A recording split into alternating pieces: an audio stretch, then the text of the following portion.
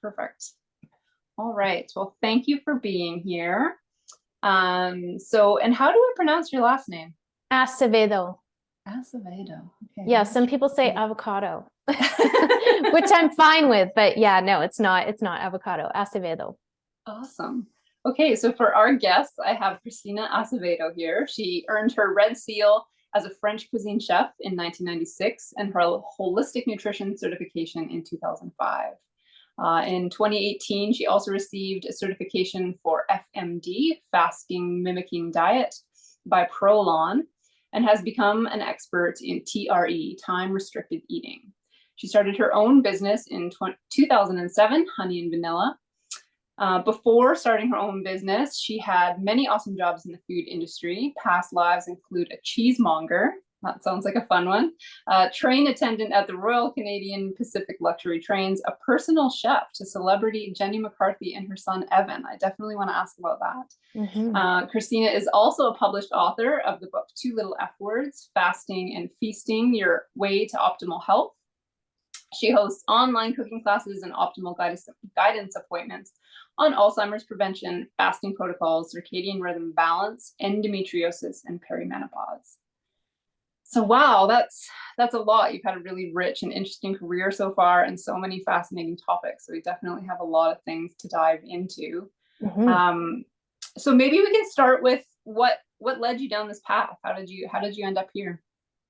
Yeah, that's a great question. I mean, the food part, well, okay, so I grew up with an amazing cook, my mom.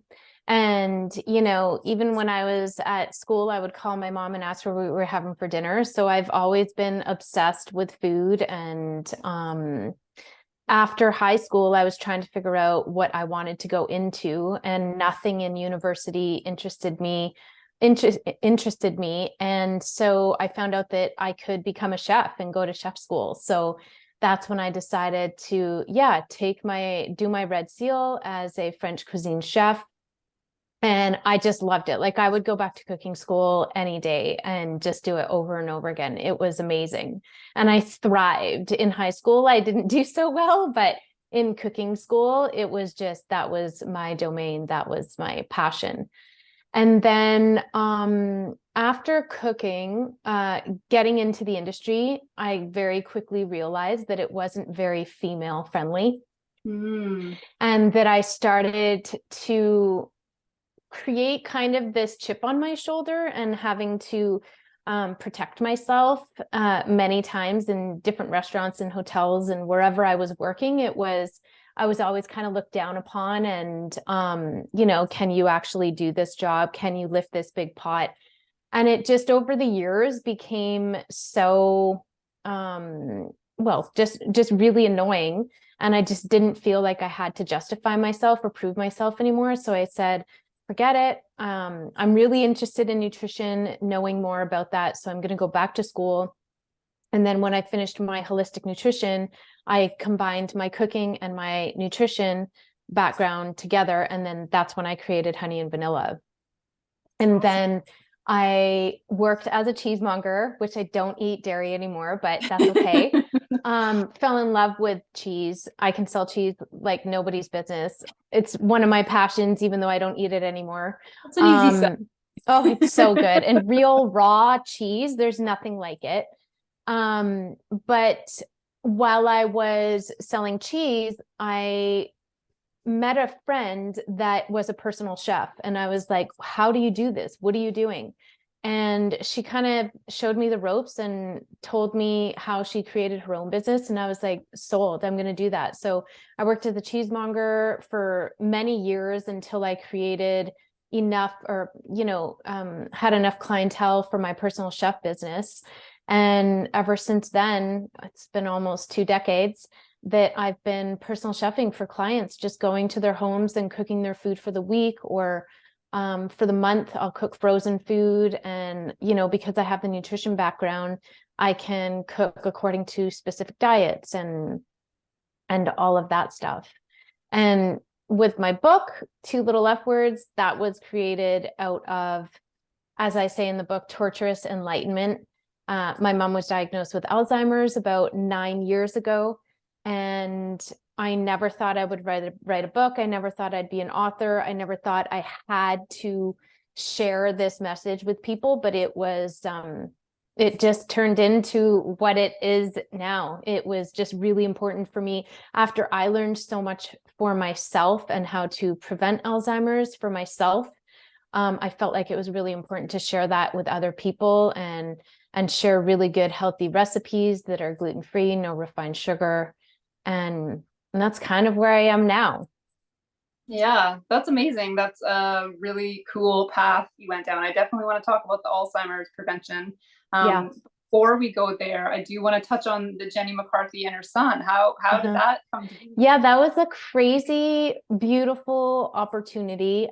When I finished holistic nutrition and I was working at the cheese shop in Calgary, I had gotten a call from her, not supervisor, but from her people Yeah. saying that there was someone coming in, there was like a movie star coming in to do a movie, and they knew that I was in nutrition and that I could cook like macrobiotic and all of that kind of stuff, and if I was available. And I was like, yeah, sure. And I didn't know who it was.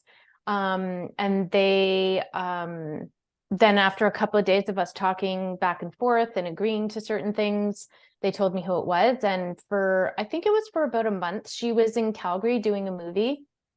And Evan was maybe 3 or 4 at the time. It was a really long time ago. And I had the opportunity to nourish Evan. And that was the time that I realized how powerful whole foods were. I knew it before that, but I hadn't experienced how you can truly change your health depending on the food that you make. And with Evan, he wasn't eating very many things at that time. Again, for people with Alzheimer's, with autism, texture is a really big thing that they have a hard time breaking down and wanting to eat. So he really was only eating like chicken fingers and organic, but chicken fingers, very, very little mac and cheese, stuff like that. And through the month of me being able to cook for him, he started eating like spaghetti squash and veggie nuggets and just a whole bunch of foods that he had never eaten before.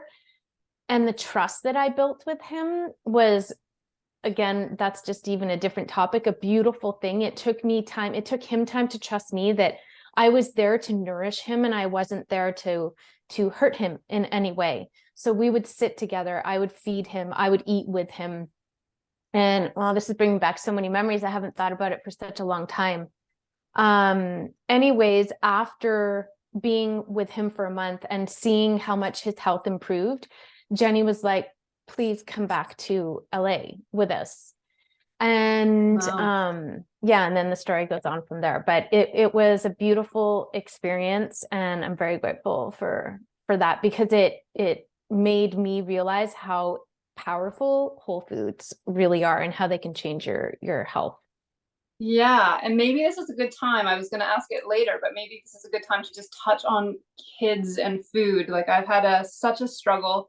I mentioned that like for my son's first birthday, I made like a gluten-free, sugar-free, dairy-free cake for his like cake smash because I was so like intent on keeping him like clean Clean, pure. for life. Yes. And then sort of life took over, and they go to grandparents and they go to daycare and they go to these places, and you just get tired, and yeah, I mean, to a degree I just got super lazy with it. And so now we're in this place where it's sort of the same, like he'll only eat like all the things I wish he didn't eat, like gluten and dairy and cheese and chicken fingers. And How old so is he? he's 7. Mm. Yeah. So do you have any tips, or like how did you work with Evan? How do you reintroduce like whole foods without, like, I'm worried I'm gonna give him a eating disorder just because I'm like, you gotta eat healthy all the time. I know. I've been reflecting on that since you sent me that question, and I'm like, I don't have kids, so I don't even feel like I'm the appropriate person to answer that question. And my answers may be like totally irrelevant because you'll be like, yeah, but it doesn't work like that, Christina. But you know,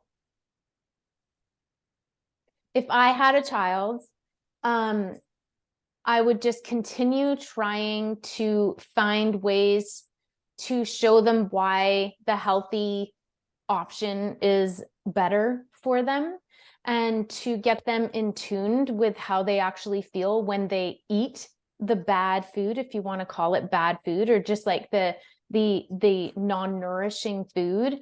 Because I think when kids, you know, if they eat something and they get really tired after, or they get like really buzzed and go crazy for like 20 minutes and then crash. Yeah. I think they start to realize that. And the more that you can point that out, I don't know, I'm hoping that, you know, he would start to choose the better options. The other thing too, and I don't know, for me, this is like tough love. It's like, this is what you have, this is what you're going to eat, and if you don't like it, then you're not eating. It's like, it's kind of like, I have a husband and he wants, you know, cheese or sugar all the time. If I don't have it in the house, he doesn't eat it. Yeah. And then he only eats it when we go out. And to me, that's kind of fine. You know what I mean? But I don't know if that works in reality when you have kids. Yeah, no, it's funny you say that because I remember my sister had kids long before I did, and they were like bagels and cream cheese, and that's it. And I'd be like, if you only present them with peaches and broccoli, they're only gonna. But now I've been schooled by a 7-year-old. But I really like what you're saying about getting in tune with their body. I'm a meditation teacher as well, and so I really do connect with that answer, and I do try to do that a little bit with my own self. Like the other day we made homemade pizza, and I don't usually eat gluten at all, and afterwards I was totally crashing and passing out, and I was like, James, look, this is what happens to my body when I'm doing it. So we are following that. So I love that answer, and I'll definitely be trying to dive into that And more. there's so many alternatives now, you know, like, okay, so I started doing gluten-free, no refined sugar when my mom was diagnosed with Alzheimer's. This is one of the big reasons why I wrote the book, because I was trying to actually, and not that I am ketogenic anymore, but I was trying to get her body into a ketogenic state. And we can talk about that, the reasons for that later.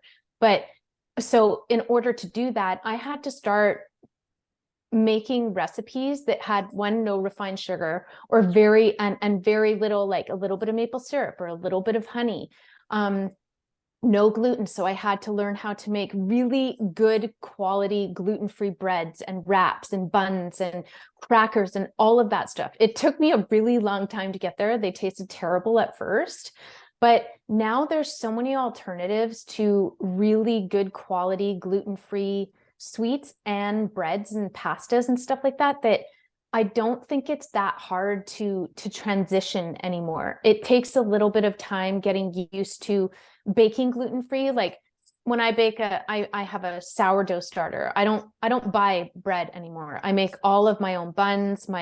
I've got the time to. I don't have kids, so I totally get it. But I make all of my own stuff now, and I just have that time slot that's what I'm doing that day. I'm making this much bread, whatever it may be, and cookies and all of that. Like I've got chocolate chip cookies that have only 3 tablespoons of maple syrup in it.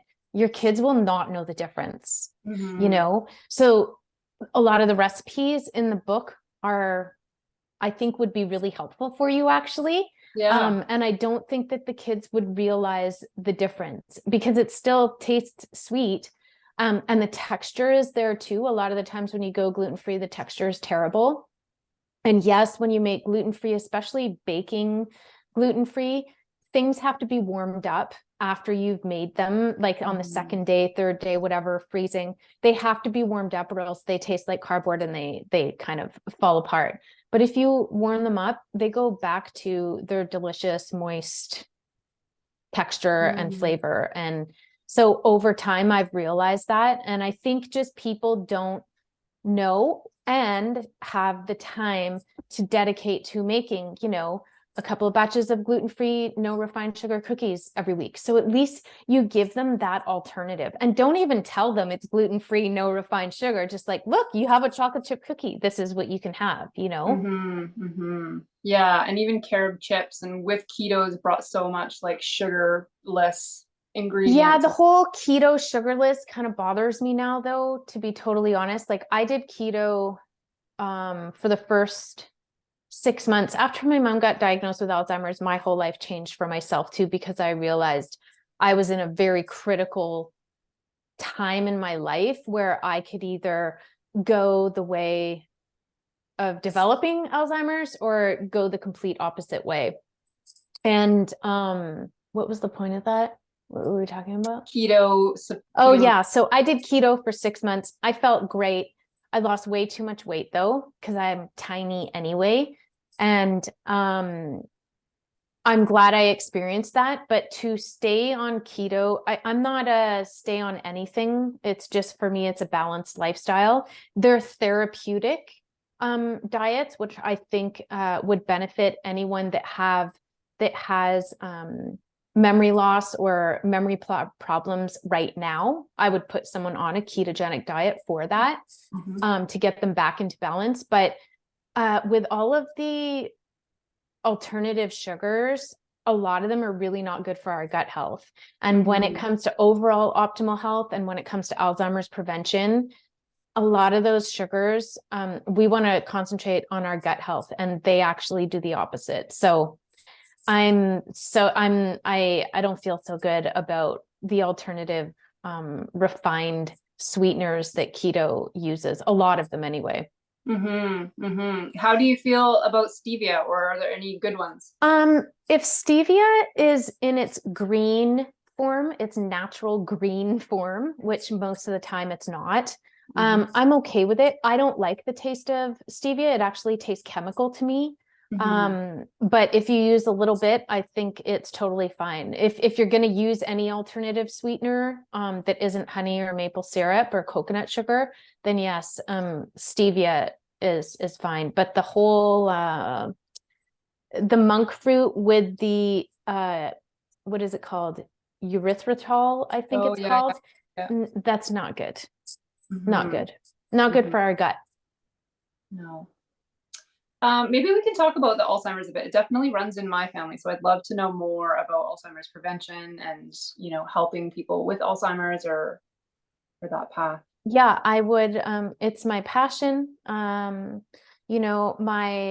just a bit of history. My mom's mom had Alzheimer's. My mom's sisters had Alzheimer's. So like you, it runs in my family. And just a quick fact, 2/3 of Alzheimer's patients are women. So one man for two women. It really is a disease of more women than men. And I didn't know that until I started doing my research either. So when my mom got diagnosed, I went into prevention mode for myself, but also trying to change that for my mom. And in the allopathic medicine world, this isn't putting down allopathic medicine, but I have to breathe truth. They don't believe that it's possible to reverse Alzheimer's. And when I started going to a lot of functional medicine conferences in the States and stuff like that, because functional medicine with Dr. Bredesen has proven that he has reversed Alzheimer's in many of his patients. Oh, wow. It's a crazy kind of protocol, but he has at the time, that was like 9 years ago, there's like an umbrella of 30 possible reasons as to why someone can get Alzheimer's. And genetic is the least probability of getting Alzheimer's. So that was very powerful for me when I realized that my genes are not my destiny. And Dr. Bruce Lipton proved that many, many years ago. I don't know if you know who Dr. Bruce Lipton is, but he's an amazing quantum physics doctor who, has done so much for epigenetics. which Hmm. means above your genes, and Mhm. has proven that, so a long time ago in his lab, he had 3 different petri dishes, all the same, let's say bacteria, I'm not going to get this totally right, all the same bacteria, but gave a different environment to each petri dish. And they all had the same genetic DNA, but depending on the environment, they grew differently. And Mhm. so he proved that environment can change basically our health and what our health destiny is. And that was really, really powerful for me, because before I realized that and before I really knew that, I said, I'm destined for Alzheimer's. My mom had it. My mom has it. My grandmother had it. So I'm eventually going to get it. And if 2/3 of people that have Alzheimer's are women, I'm screwed.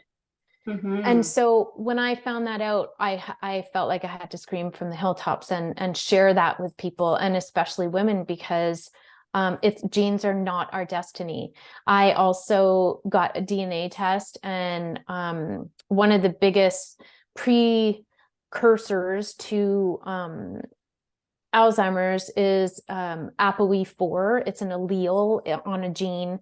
And if you're positive for ApoE44, which is 2 fours Mhm. in the allele, then you have, I think I'm going to get this wrong, but over 50% chance of getting Alzheimer's. Hmm. And once I was tested 3, 4. So I had 1, and that was like, I don't know, I had 2 times more, 3 times more of a chance of getting Alzheimer's. Now, Wow. but that's based on the small amount of chance just by having that gene, right? Mhm. I'm not destined to get Alzheimer's just because of that gene. But because now that I know I have that ApoE4 gene, I'm going to take extra caution, and I'm going to understand how that gene actually works.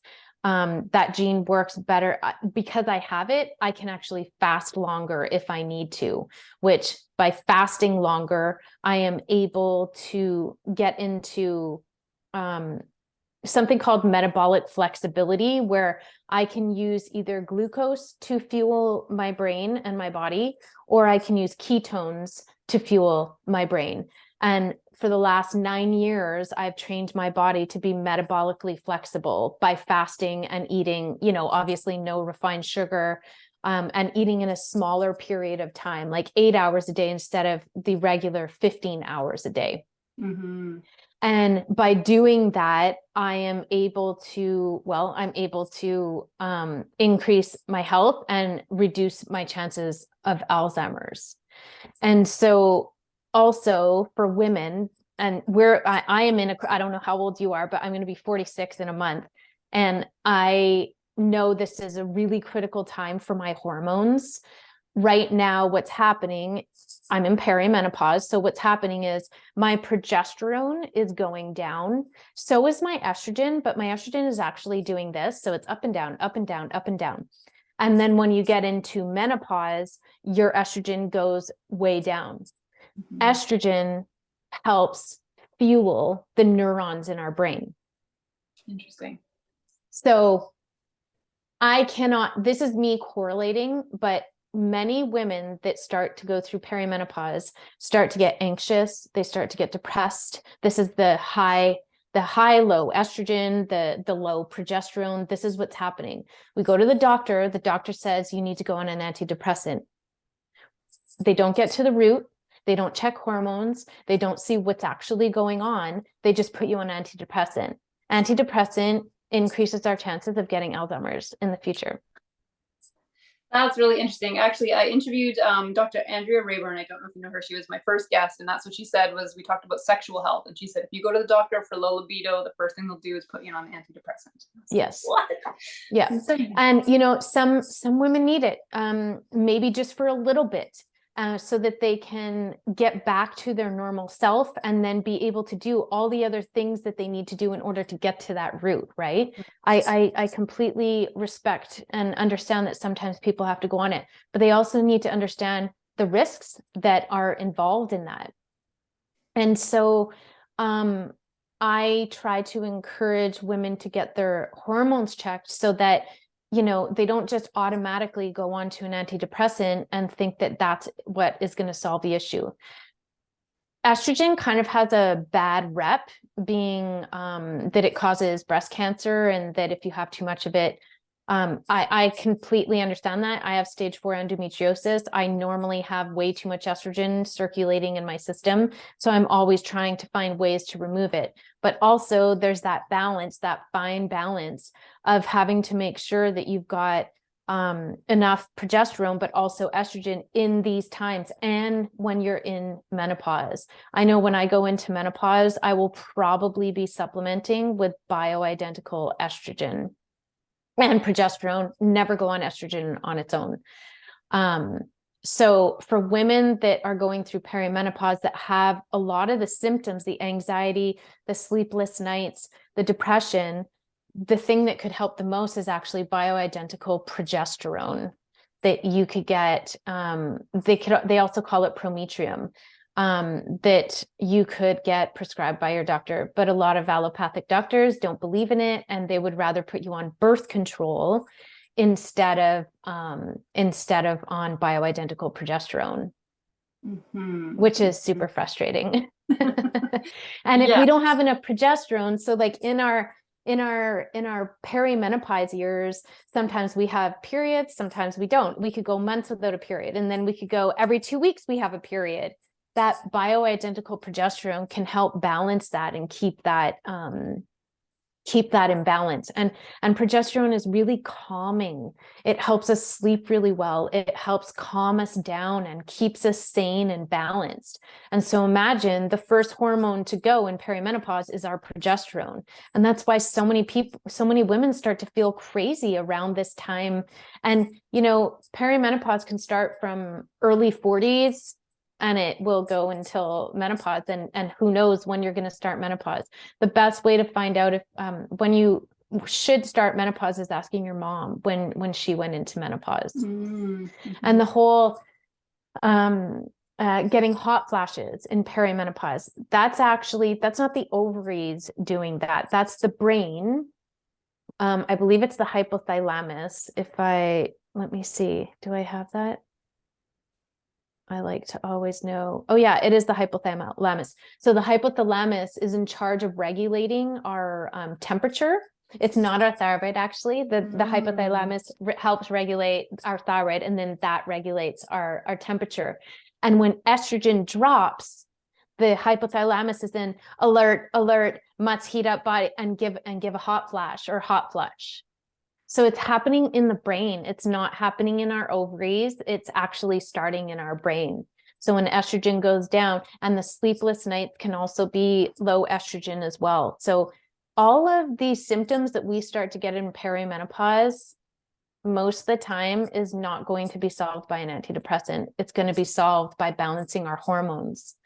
And also, when we start to get into perimenopause and menopause, we have a tendency of possibly starting to increase our cortisol, and therefore if cortisol goes up, which is our stress hormone, if cortisol goes up because we're not sleeping, or we are not or we're super stressed, then we can become insulin resistant. And insulin resistance is what I've been trying to prevent, and which I do just on a regular, it's part of my lifestyle. Insulin resistance kind of comes before, like, you are told that you have diabetes or that you have high blood glucose. Most doctors will not check your fasting insulin. They'll only check your fasting glucose. And if your fasting glucose is in their parameters, in their range, then they say there's nothing wrong with your glucose. One of the most important things in perimenopause, as a protocol, as part of your lifestyle for optimal health, is you want to make sure that your blood sugar is balanced. And that means that you want to make sure that your insulin is not going up and down, up and down, up and down. And the best way to make your insulin go up and down is to eat every 2 to 3 hours. So everything I learned in nutrition school Yeah.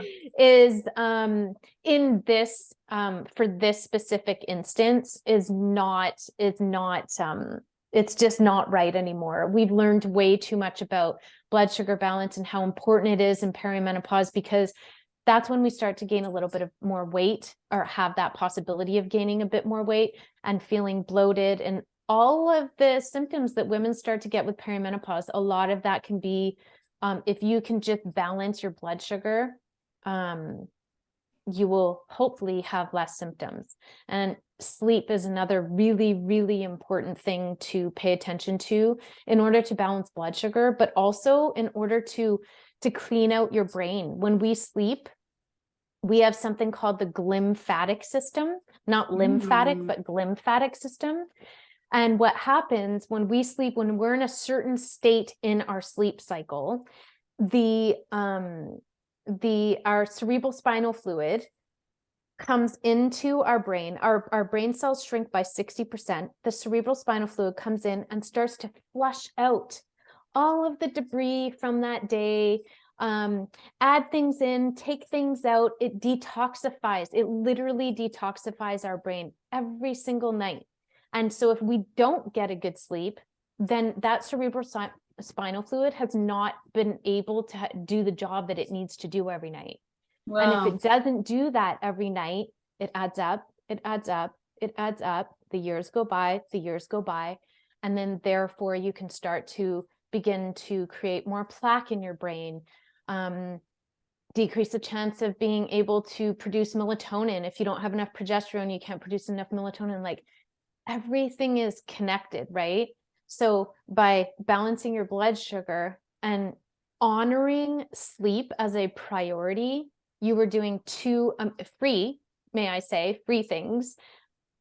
You're doing two things that can increase your health to a level that you don't even realize. And it sounds like to be able to balance your hormones, which would help us in perimenopause and moving into menopause. I'm 41. I'm definitely feeling perimenopause symptoms. That will also help in like the path towards preventing Alzheimer's. Yes, exactly. Yeah.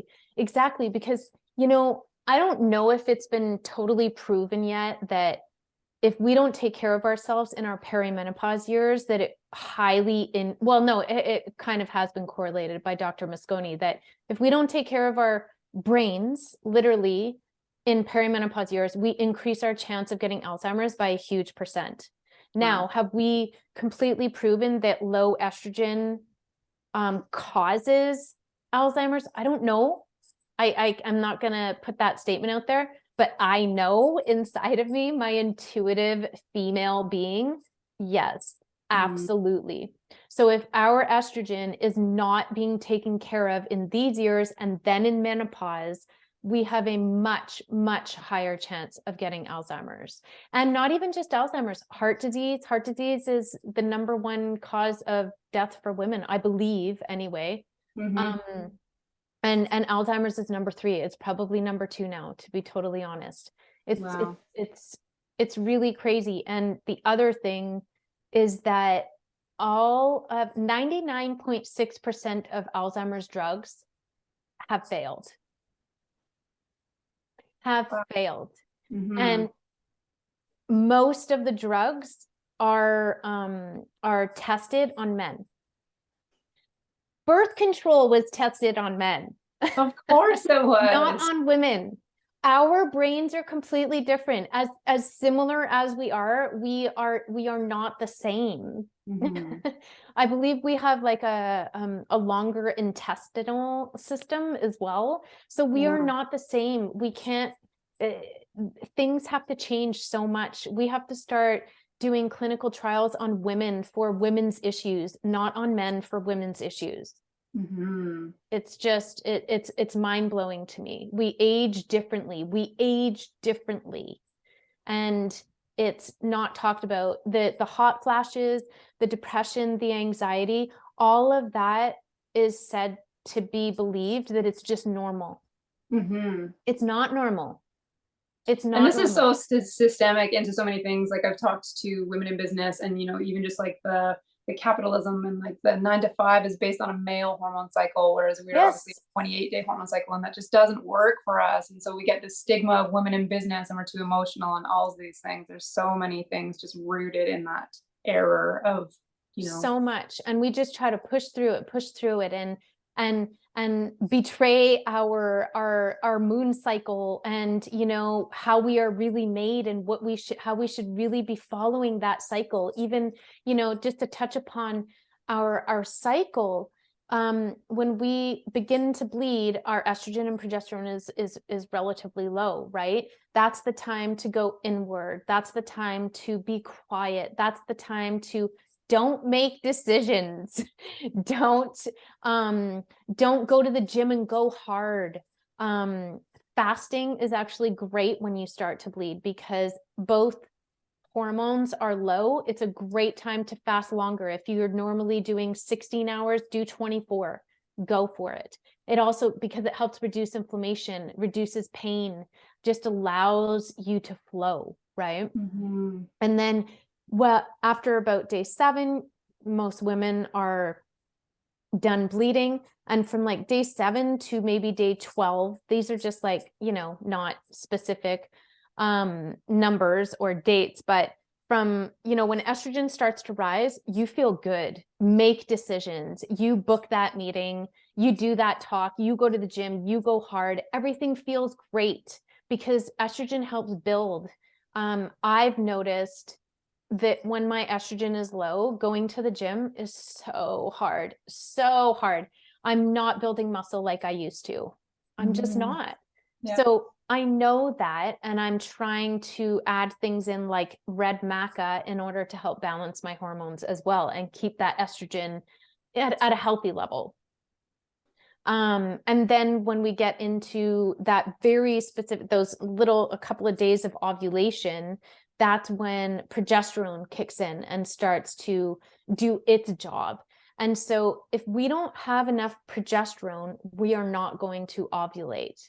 And one of the things that I had learned from an amazing fasting doctor was that when we get into that time in our cycle where we need to build progesterone, don't fast as much. Dr. Mindy Pelz, that's who I've learned a lot from. She's an amazing doctor who is very passionate about fasting, and especially for women, and to do it according to our cycle. I just used to fast. She has a book, doesn't she? I think she has a couple of books. Yeah. I haven't read them yet, but I've been following her for years and years and years, and I've learned so much from her, as she has learned throughout the years for herself too, right? And so I know that after ovulation, it's time to slow down on the fasting and start to eat sweet potatoes, eat good carbohydrates, not refined carbohydrates, although that happens sometimes, but eat good carbohydrates that help build progesterone so that you then get a really balanced cycle. And when we're in, like, you know, we start perimenopause, let's say around 40. How long have we, just as women, been betraying our cycle? We've been doing it for, I don't know, maybe 25 years in that time, right? And now it's time to like start honoring ourselves, become more powerful, speak our truth, and say no. Yes. Or yes when you want to, you know, and not feel guilty about it. And I feel like the older I'm getting so much more into that and really honoring my truth. And I swear it affects my cycle. It's better. It's better. There's an emotional part to our cycle, right? Well, we're just so holistic that way, and we've just been compartmentalized like our whole lives, and like the whole drug and plug, and you know, we've just, it's just been all separated. And so to come back to this whole being, and it just does bring that alignment and harmony. I could talk to you for hours and hours and hours, but I want to be mindful of your time. Oh my gosh, I can't even believe that. So maybe just to part, is there any sort of like maybe a top 3 hits for women's dieting or eating that you might suggest? Yes. Okay. So if we're talking, because we've been talking perimenopause basically this whole time, and Alzheimer's prevention, if there are 3 things I could share and that women could start doing is, yes, start time restricted eating. And it doesn't have to be 16-8 right away. Just do 12-12. Just don't eat 3 hours before you go to bed. Just do that. So that helping balance your blood sugar. 2, sleep. Make it a priority. Go to bed, wear blue blocker glasses if you can. I highly recommend them. I really like Swanwick. I don't get paid for that. So, you know, just go onto Amazon and order Swanwick night glasses. I love them. I put them on 2 hours before I go to bed, and they help increase my own melatonin. I have a great sleep. If you're having hot flashes, highly recommend 1 teaspoon of red maca in a smoothie every day, and it will definitely help with that. But that's just a side note. And then I would say the last thing, start to work on your traumas.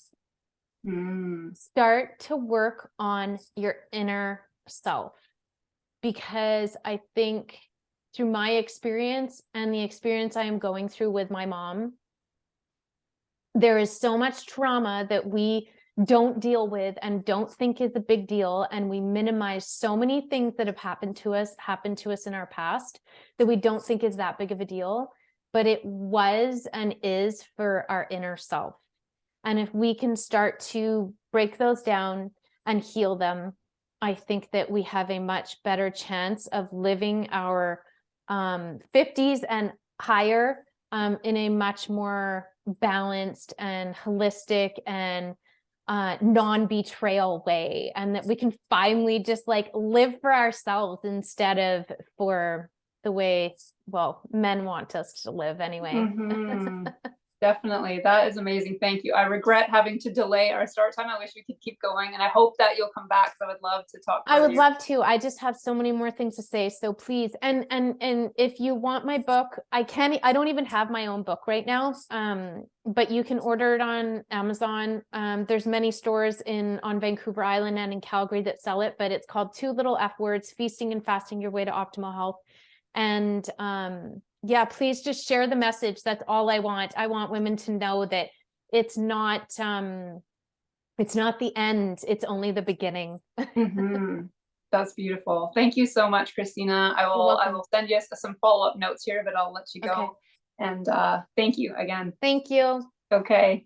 Bye. Bye-bye.